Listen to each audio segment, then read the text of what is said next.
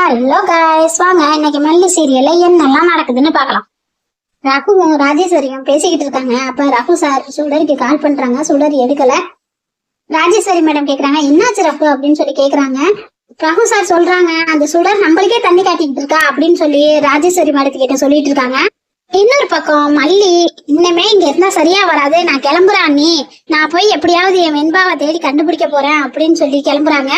அங்க இருந்து விஜய் சார் வந்துடுறாங்க. எங்க மல்லி கிளம்புற அப்படின்னு சொல்லி மல்லி கிட்ட கேக்குறாங்க. மல்லி சொல்றாங்க, என் வெண்பா இல்லாம என்னால இருக்கவே முடியாதுங்க, நான் எப்படியாவது என் வெண்பாவை எங்கேயாவது போய் தேடி கண்டுபிடிச்சு கூட்டிட்டு வர போறேன் அப்படின்னு சொல்லிட்டு இருக்காங்க.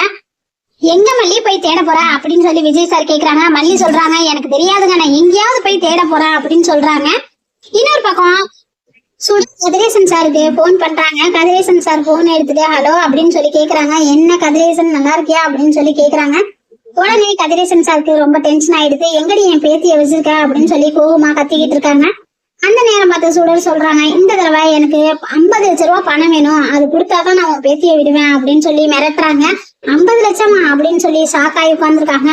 அதுக்கப்புறம் என்ன நடந்திருக்குங்கிறத அடுத்து வரப்போற எபிசோட பார்த்து தெரிஞ்சுக்கலாம். தேங்க்யூ.